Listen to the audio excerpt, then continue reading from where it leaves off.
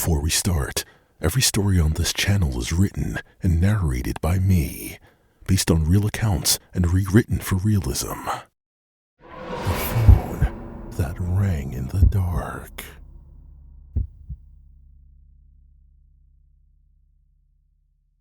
I always slept with my phone on my nightstand. Maybe that's why I remember the alert so clearly. Not a vibration, not a beep, but a ring. Something I hadn't used in months. The blackout started late. A typical thunderstorm that knocked out power up and down the street. I grabbed my phone to check the weather radar, but it was dead. No bars, no brightness, only that dull black screen. Then it rang. At first I thought it was a prank. It was 2:17 a.m. Strange time to call. When I saw the screen light up, enough to silhouette the room, my breath caught. The caller ID read simply, Mom, in all caps, just like she had saved it. My mom passed away 2 years earlier. I didn't answer it. It rang again and again, each ring louder than the last, like it was building urgency or anger. I told myself it had to be someone else's phone, somehow mislabeled. Maybe a glitch, something rational. But the ringtone, it was our favorite song, the one she used to play when I was a kid. A lullaby turned to ringtone. Still, I didn't pick up. On the fourth ring, I finally answered, heart in my throat. Hello. Silence. Just static. So faint I almost thought the call had dropped. Then a whisper. Hers. A voice low and broken. Don't look behind you. My blood ran cold. I snapped my head toward the dark doorway. Nothing. The room was exactly as I'd left it before sleep.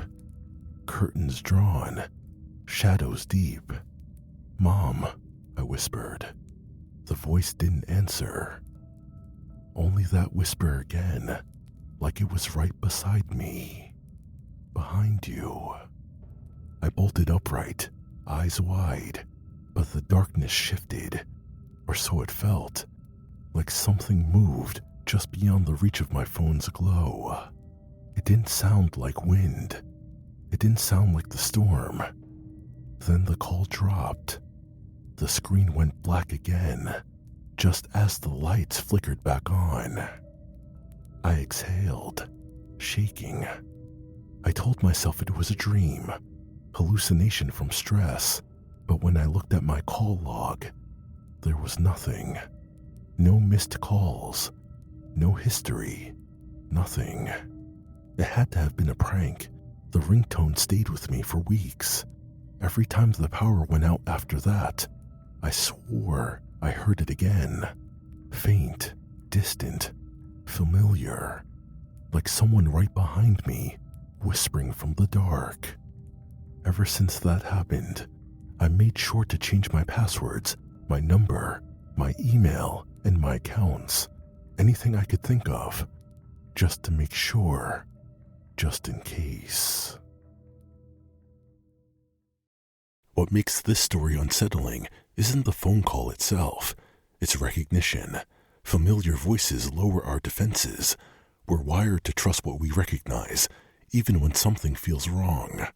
That's why moments like this linger, because they blur the line between comfort and threat. When something that once made you feel safe appears in the dark, it becomes harder to tell whether you're being warned or lured. This is Mr. H. You're listening to Masked Horror. If you have a story you want to share, you can submit it through the link on the channel homepage. I read everything myself and only feature stories that feel grounded and real.